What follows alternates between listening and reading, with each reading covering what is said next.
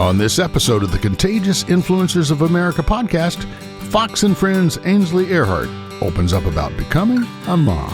I wanted this child so badly and prayed and prayed. So when she comes home from camp or from school, we have dance parties, or at night we just snuggle and spend time together. I just love her so much, and I want her to know I'm so glad she was born.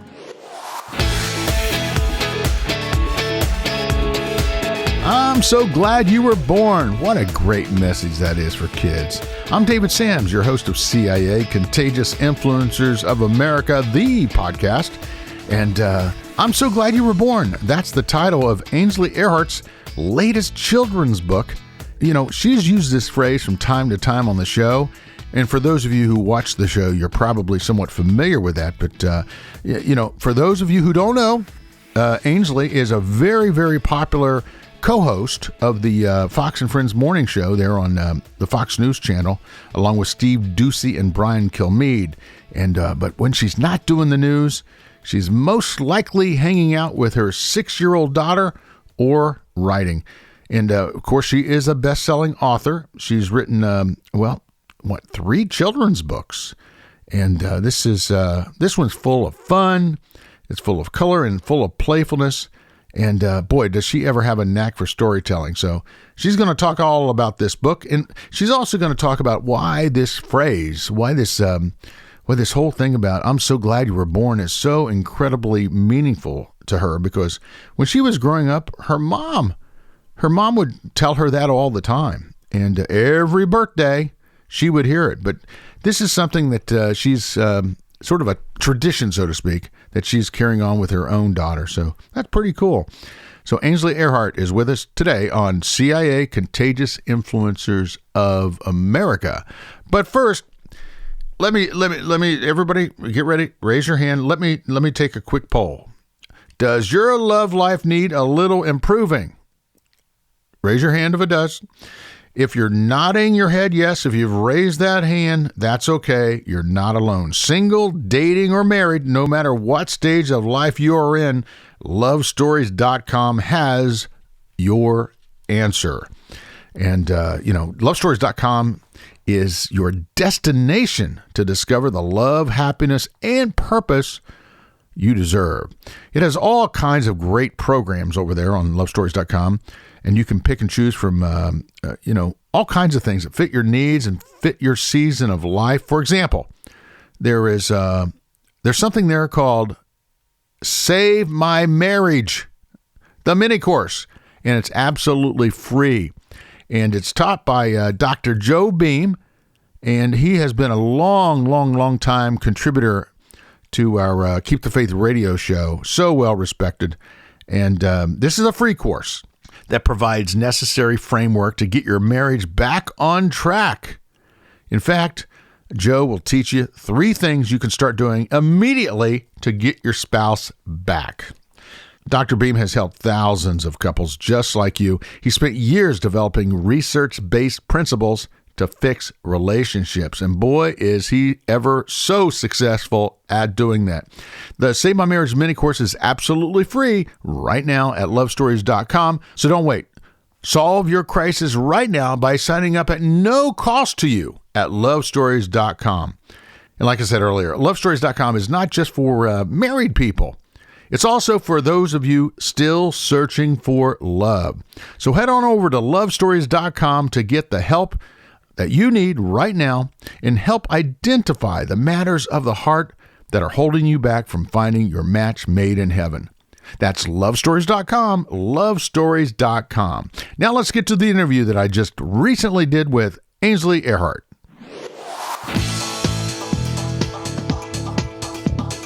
Well, I see you're making this you have a habit of writing these children's books. Hey, David, I know. That was going to be my last one, and then God gave me another idea, so I can't say no. Pretty soon you'll have a library named after your children. They are fun. Well, y'all have been so supportive, and I can't thank you enough. Absolutely. We're here for you. We all have to support each other, right? Yes, sir. So let's talk about this because I know this is near and dear to your heart, and You wrote this with your daughter in mind. So tell me how this came about. It's called I'm So Glad You Were Born. Yes, sir. So my mother on our birthdays would say, I'm so glad you were born. And that's kind of a phrase you'll hear occasionally in the South. And so when I got the job on Fox and Friends, my co-anchors, every time, it was Steve's birthday. And I remember the first time I said, I'm so glad you were born. And they all just stopped and looked at me and then started laughing. And I said, I know it sounds strange, but that's a phrase. If you really think about it, this is your birthday, the day that you were born, the day that God brought you into this world. And it's very important. And so his wife texted him and said, Ainsley's next children's book should be, I'm so glad you were born. So we've I tabled that for a long time. And then my agents and HarperCollins approached me about writing another book. And I said, I have an idea. What do y'all think about this? Because at this point I'd been on Fox and Friends for a few years. And anytime it was someone's birthday, whether it were a guest or one of my co-anchors, I would always say, I'm so glad you were born. So it stuck, and they said, we love it. Let's do it. And so they set me up with Zonder Kids, and we published this book. And it's just, my daughter's 6.5 now, and we have so much fun. I love this child, and she's my only child. I'm in my 40s. I'm finally at a place where I can be a very responsible parent. And so we have just a blast together. I wanted this child so badly and prayed and prayed. So when she comes home from camp or from school, we have dance parties, or at night we just snuggle and spend time together. I just love her so much, and I want her to know I'm so glad she was born. So I kind of definitely had her in mind as I was writing the book. And the illustrations are beautiful. Kim Barnes was the illustrator, and I told her some of the fun things that my daughter and I do around the house, and she used those images for her illustrations. Oh, that's so sweet. I was I finally got to Ohio. What last week before. I was supposed to be there on July the 4th, but I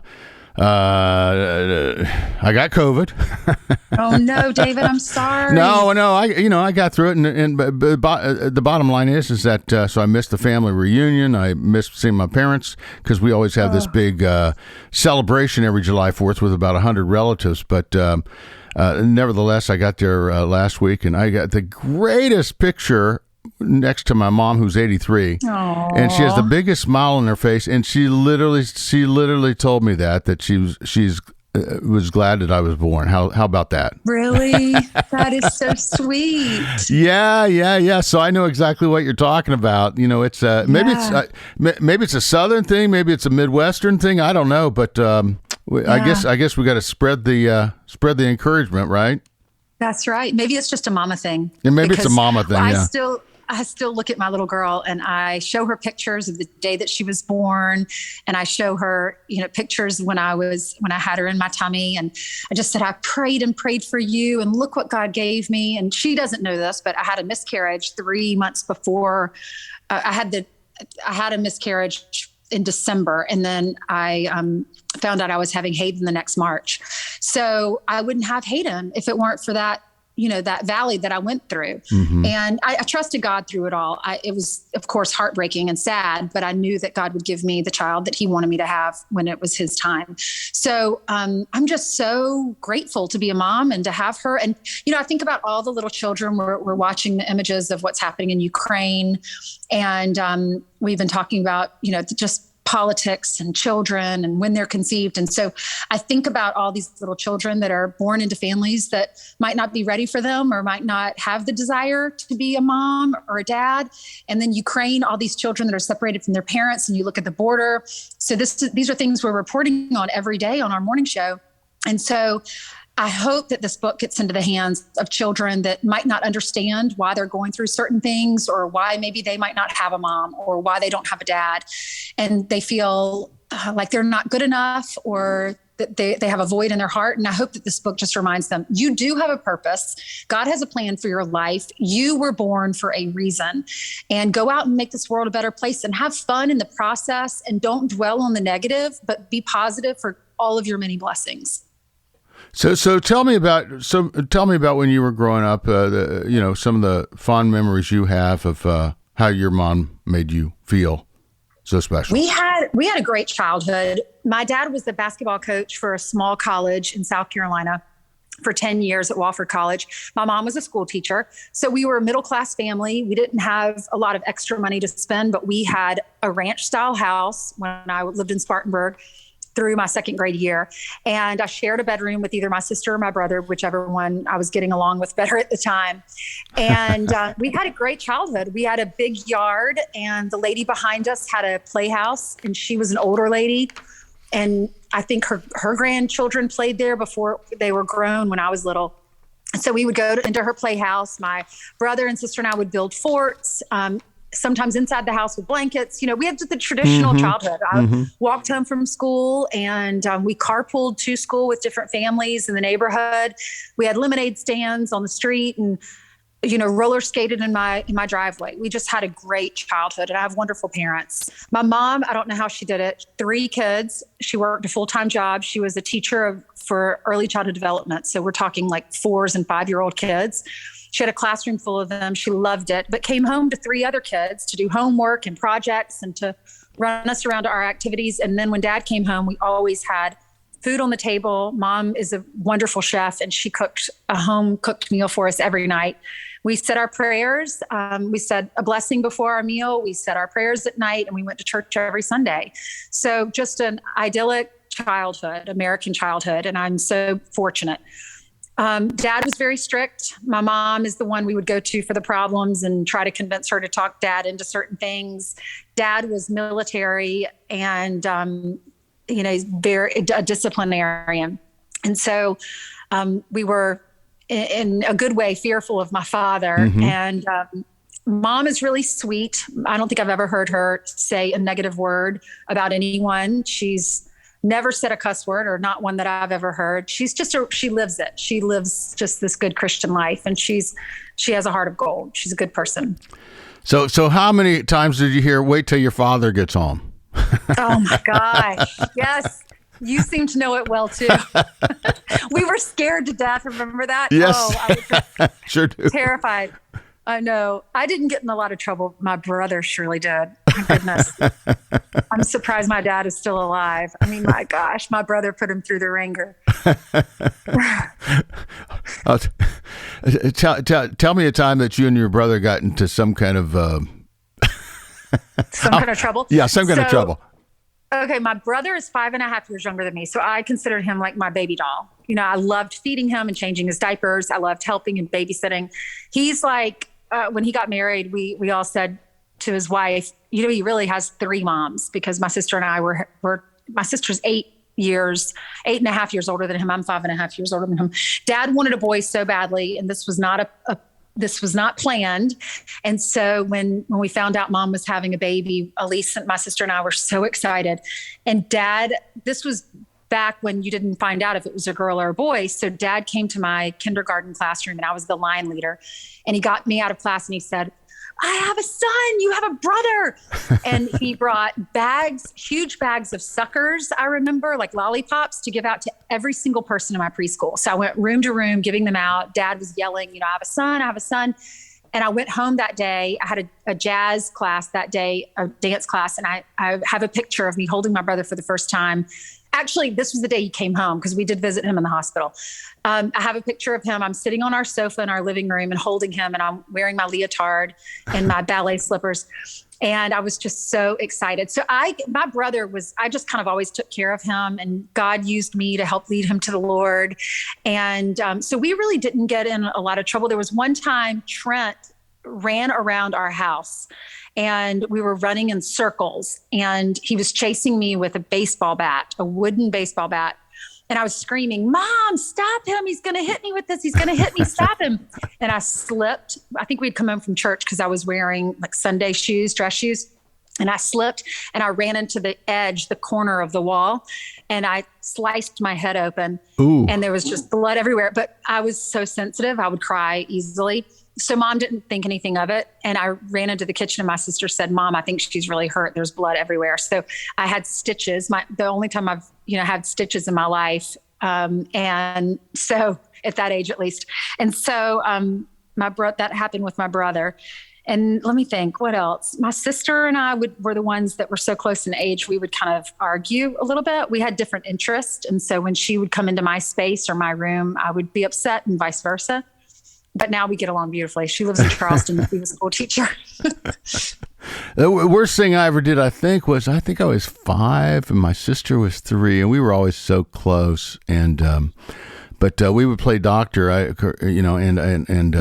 remember one time I got one of those Q-tips, and I poked out her eardrum. No. Yes. Was she in so much pain? Yes. Oh my gosh. Oh my word. You dug it in too deep. Oh my gosh. Ow. And my mom reminded me last week, she goes, no, that wasn't the worst. I remember when your sister had that little pixie haircut, and you got some scissors and went behind the couch and you chopped off one side. That is so funny. Do you know my best friend? She had pigtails. And she had long hair, and her brother cut off one of the pigtails.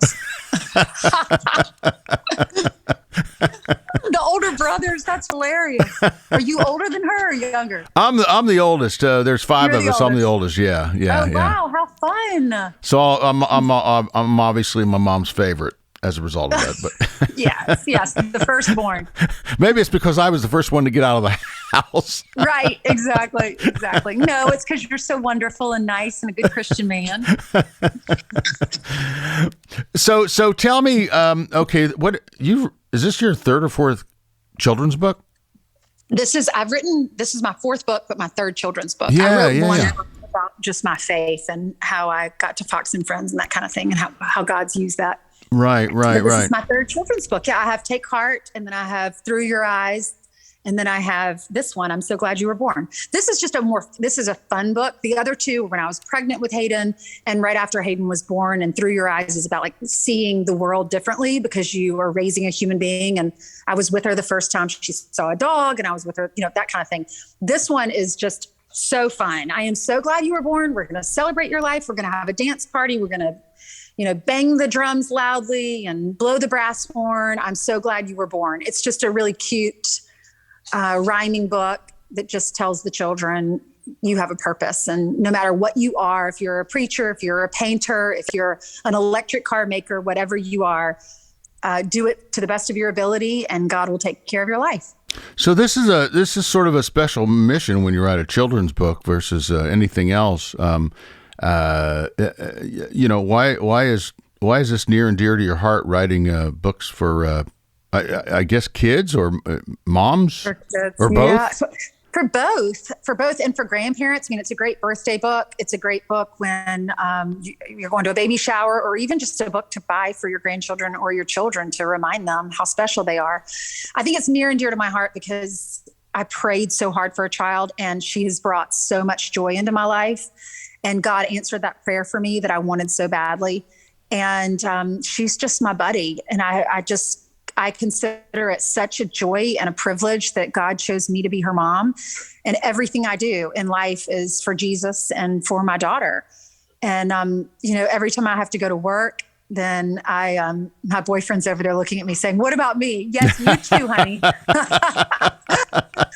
I went through a divorce, and that was really hard, but God has brought so much joy out of that. As hard as that was and as difficult it is to split my time with my daughter, I get along beautifully with him. Mm-hmm. And I'm in a great relationship now and madly in love. And he's a strong Christian. And we can just sit for hours in front of the fire and read the Bible and listen to praise and worship and talk about what God's doing in our lives and talk about our grandparents and our awesome kids. And he has 2 beautiful children that I love dearly, like my own. So I love children. I know what a blessing they are. And I feel like I'm in this club now. I'm in a club, a motherhood club. Mm-hmm. And my sister doesn't have any kids. If people are listening, they don't have children.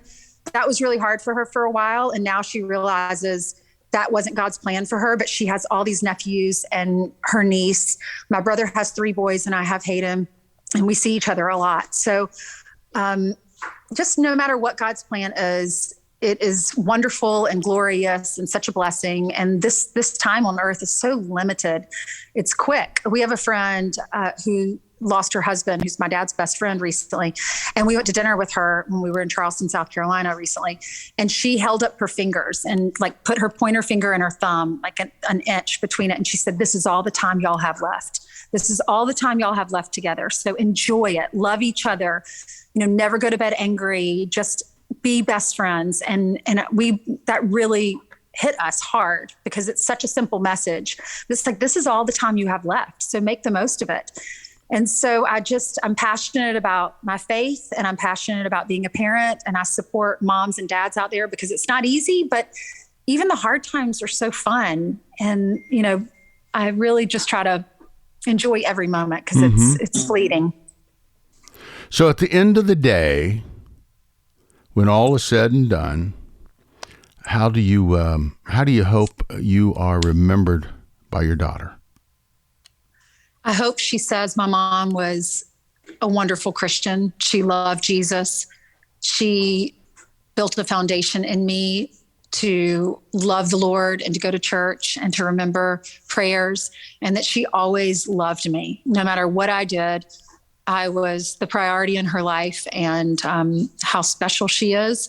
I hope that she knows that I hope that she will always tell people that our house was an oasis. We always had fun.